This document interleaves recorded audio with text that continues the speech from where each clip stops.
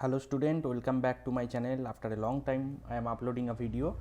This video is regarding new batches that I am starting for entrance examination. Bardhaman ইউনিভার্সিটির 3 বছরের LLB কোর্সের যে entrance examination হয় তার জন্যে আমি নতুন ব্যাচ স্টার্ট করছি। বোথ অফলাইন অ্যান্ড অনলাইন দুটোই পাবে তোমরা।